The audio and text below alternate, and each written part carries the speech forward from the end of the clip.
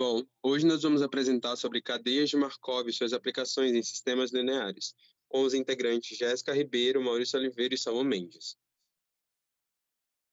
Andrei Andreevich Markov foi um matemático nascido na Rússia em 1856. Ele é mais conhecido por suas contribuições à teoria de probabilidades, principalmente pelas cadeias de Markov, que se tornou essencial para muitas áreas do conhecimento. Amante da poesia, Markov utilizou suas cadeias para analisar as alterações de vogais e consoantes em poemas do Pushkin. Ele acreditava que a única aplicação delas seria em análise de obras literárias. Mal sabia que hoje a sua descoberta seria usada pelas ciências sociais, teoria quântica e genética. Bom, para iniciar a falar sobre cadeias de Markov, vamos começar pela sua definição. Uma cadeia de Markov é um modelo matemático que vai descrever a mudança de um sistema entre diferentes estados durante um período, no qual a probabilidade do próximo estado só depende do estado atual e não do caminho percorrido anteriormente. Essa propriedade é chamada de propriedade de Markov, que pode ser escrita por essa expressão aqui embaixo. A primeira parte dela é uma forma mais ampla, a segunda é reduzida, que nos diz o seguinte: a matriz P pode ser escrita como xn mais 1 igual a i, condicionado a xn igual a j. Esse xn representa o estado do sistema no tempo n. Então, aqui nós temos xn igual a j, representando o estado atual, e o xn mais 1 igual a i, representando o estado seguinte. Nessa definição, o índice i, que representam as linhas, vai corresponder ao estado seguinte, enquanto o índice j, que é o das colunas, representam ao estado atual.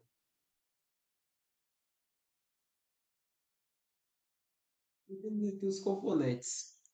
Começando com os conjuntos de estados, denotado por S igual a S1, S2 e em diante. Representa todos os possíveis estados em que o sistema pode estar. Pode ser finito, que é o estado mais comum, ou infinito. E, dando continuidade, tem uma matriz de transição, que é a matriz das linhas vezes as colunas, onde cada entrada P e J representa a probabilidade de transição do estado SJ para o estado SI. Cada linha representa as probabilidades a partir de um estado. A soma de cada linha é 1. Um somatório onde J igual a 1 até N, tendo P e J igual a 1. E, por fim, tendo o vetor de estado, que indica a distribuição de probabilidades do sistema num determinado tempo. Bom, um dos exemplos mais comuns para se aplicar à cadeia de Markov é o da previsão de um tempo. Então, aqui nós temos o seguinte cenário, onde S vão representar o sistema 1, ele está ensolarado, ou 2, chuvoso. A regra que nós temos é a seguinte, que se hoje o dia está ensolarado, há 70% de chance de continuar ensolarado no dia seguinte e 30% de chance do tempo alterar e chover. Agora, se hoje o dia está chuvoso, as probabilidades são de 50 a 50. Ou amanhã o dia vai fazer sol, ou então vai chover. Com isso, nós geramos uma matriz de transição, em que na primeira linha, o estado atual é representado pelo sistema de dia estar ensolarado. Já na segunda, chuvoso. Então, quando formos analisar como esse sistema vai evoluir no tempo, nós vamos realizar a multiplicação da nossa matriz por um vetor de estado, como em um sistema linear qualquer. Então, supondo que hoje o dia está ensolarado, o nosso vetor de estado vai representar uma coluna em que na primeira linha representa o 1, o estado atual sendo ensolarado, e o 0, o estado sendo chuvoso, já que não está chovendo. Então, ao realizar a multiplicação dessa matriz P pelo nosso vetor de estado inicial, nos gera outro vetor coluna em que o 0,7 e o 0,5 vão representar as probabilidades de como o dia pode se encontrar amanhã. Ou seja, 70% de chance do dia ser ensolarado e 50% de ser chuvoso. Isso é dado pela regrazinha que tem logo aqui na direita do nosso slide. Isso aí é um sistema linear discreto, onde a matriz P vai funcionar como uma transformação linear para o vetor de estado. Então, o novo vetor de estado, que é o nosso x n mais 1, é dado pela multiplicação da matriz pelo vetor de estado original. E isso pode ser aplicado repetidas vezes para se encontrar novas probabilidades em outros dias.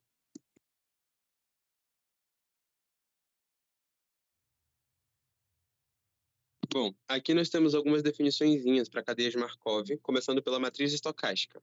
que é uma matriz quadrada e com cada um de seus vetores coluna representando um vetor de probabilidade, com todos os elementos sendo maiores ou iguais a zero e a soma dos elementos de cada linha sendo 1. A diferença entre uma matriz estocástica e uma matriz estocástica regular é que na matriz estocástica regular, caso haja alguma potência, sendo essa potência algum número maior ou igual a 1, todos os elementos dentro dessa matriz continuarão estritamente positivos. Já o vetor probabilidade é um vetor que representa a distribuição dos estados em um determinado instante, ou seja, como o sistema vai estar no momento. Cada entrada vai ser uma probabilidade que vai de 0 a 1, e a soma total dos elementos tem que ser 1, ainda podendo mudar com o tempo conforme a cadeia evoluir. Já o vetor de estado estacionário é um vetor de probabilidade especial que não muda mais com o tempo. Ele satisfaz a equação π vezes p igual a π, ou seja, quando você multiplica pela matriz de transição, o vetor não vai mudar. Ele representa, então, o comportamento de longo prazo da cadeia de Markov. Quanto aos teoremas, temos que, se P for a matriz de transição de uma cadeia de Markov regular, então existe um único vetor probabilidade Q, tal que PQ é igual a Q. E, dado qualquer valor probabilidade inicial x0, a sequência de vetores de estado x0, px0 e p elevado a kx0 vão convergir a Q, que é um vetor de estado estacionário. Nesse exemplo aí, temos uma matriz de transição P, e já que a identidade menos P vezes Q tem que ser zero, teremos essa expressão formada. Como já sabemos que os componentes da matriz estacionária precisam somar igual a 1, então, aplicando essa informação, encontramos o vetor estacionário Q, dando 1/3 e 2/3. Se P for uma matriz de transição regular e X um vetor de probabilidade qualquer, então N tende ao infinito, em que Q é um vetor fixo, independente de N, cujas entradas são todas positivas. Esse é o nosso segundo teorema. E temos a distribuição estacionária. À medida que aplicamos a matriz várias vezes, o sistema pode se estabilizar em uma distribuição que não muda mais. Temos aqui o vetor x, n, se tornando o vetor π, com uma multiplicação desse vetor π por uma matriz, que será igual ao vetor π. Esse vetor π é chamado de distribuição estacionária, ou vetor próprio associado ao alto valor 1 da matriz. Para encontrá-la, resolvemos o sistema. A matriz menos a identidade, multiplicando pelo vetor π, será igual a zero. Com o somatório de π e igual a 1. As aplicações em sistemas lineares. A matriz de transição P é estocástica e o comportamento do sistema ao longo do tempo é analisado via álgebra linear. Isso permite prever o comportamento futuro, calcular estados estacionários e estimar distribuições em sistemas complexos. Algumas aplicações diretas são na computação, como o PageRank, por exemplo, do Google, onde cada página da web é um estado e os links entre elas definem a matriz de transição. O ranking de páginas vai ser o vetor π estacionário. Na biologia, encontramos modelagem de sequências genéticas ou comportamentos celulares. Já na economia, a análise de crédito, em que um cliente pode estar em diferentes estados de risco, e previsões de mercado com regime de alta, ou de estabilidade, ou de baixa. Já na inteligência artificial, temos o aprendizado por reforço, que é o Reinforcement Learning, que usa processos de decisões de Markov para ensinar os agentes a tomar decisões ótimas baseadas em recompensas. Aqui temos o passo a passo. Primeiramente, defina os estados do sistema, por exemplo, a loja A, a loja B, o cliente fiel e o cliente perdido. Monte a matriz de transição, escolha o vetor de estado inicial, evolua o sistema, calculando cada vetor, interprete os resultados, o que significam os valores. Bom, a seguir nós temos alguns exemplos de cadeias de Markov com aplicações de sistemas lineares. Essa é a nossa primeira questão. Uma empresa possui dois tipos de clientes. A letra F vai representar os clientes que são fiéis e a letra O os ocasionalmente ativos. A cada mês, o comportamento dos clientes vai seguir uma cadeia de Markov com os seguintes padrões de transição. Um cliente fiel, ele permanece fiel com a probabilidade de 0,8 e se torna ocasional com probabilidade de 0,2. Já um cliente ocasional pode se tornar fiel com probabilidade de 0,3 e permanecer ocasional 0,7. Considere que inicialmente, no mês inicial, 0, a empresa tem 1.000 clientes fiéis e 500 clientes ocasionais. Então, temos algumas questões a resolver.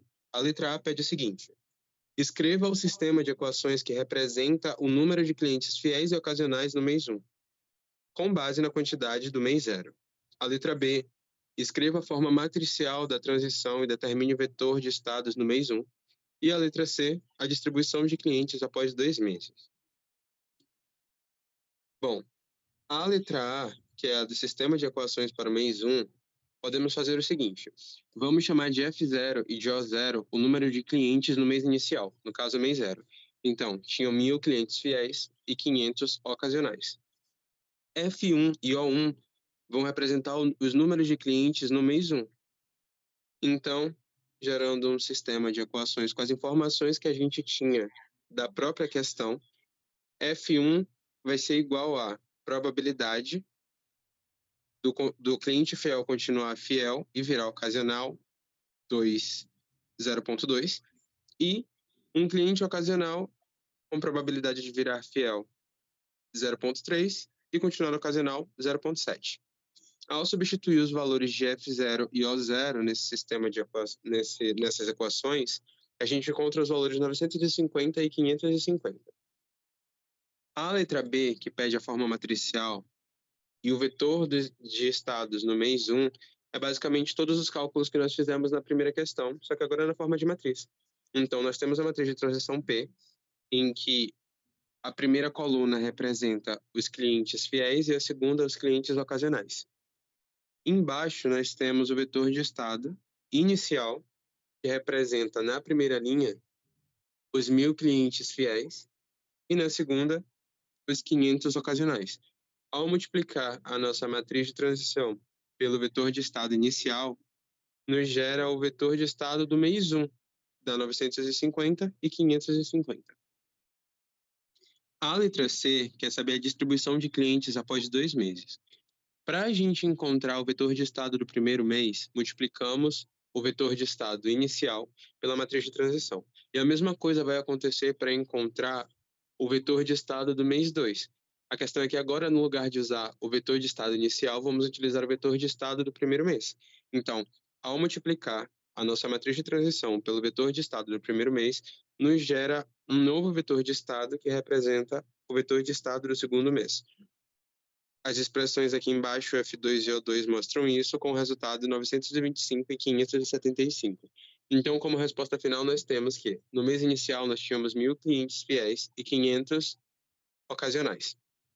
No mês 1, a quantidade de clientes fiéis diminuiu 50, passando a ter 950 e aumentando 50 os clientes ocasionais. Já no segundo mês, 925 clientes permaneceram fiéis e 575 ocasionais. Já na nossa próxima questão, temos que uma cidade está analisando o comportamento dos motoristas em relação ao uso do carro ou do transporte público. A cada dia, quem usou o carro tem 70% de chance de usar o carro novamente no dia seguinte e 30% de mudar para transporte público. Quem usou o transporte público tem 40% de chance de voltar a usar o carro e 60% de continuar usando o transporte público. Com esses dados, temos essa matriz de transição e precisamos encontrar o vetor estacionário, onde π1 vai ser a proporção de pessoas que usam carro a longo prazo e o π2, proporção que usa o transporte público.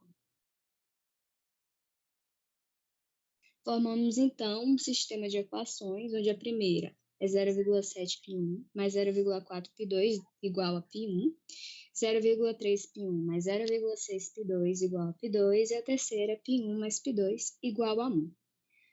O primeiro passo, a gente precisa reescrever e isolar os zeros. Encontramos, portanto, na primeira equação que 0,7 π1 mais 0,4 π2 igual a π1 vai resultar em menos 0,3 π1 mais 0,4 π2 igual a 0, E na segunda, 0,3 π1 mais 0,6 π2 é igual a π2, dando 0,3 π1 menos 0,4 π2 igual a zero. Usamos, então, as equações para encontrar a relação que existe entre π1 e π2. Dessa forma, temos menos 0,3 π1 mais 0,π2 igual a zero, dando a relação π2 igual a 3/4 de π1. Usamos, então, esse dado na equação π1 mais π2 igual a 1, encontramos π1, 4/7, e π2, 3/7.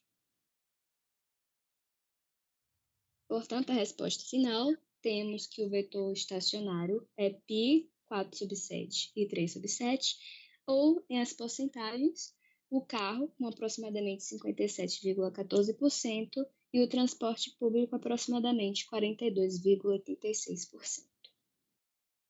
Fim, temos a nossa última questão, onde vamos calcular o tempo médio até a falha começando em R e D.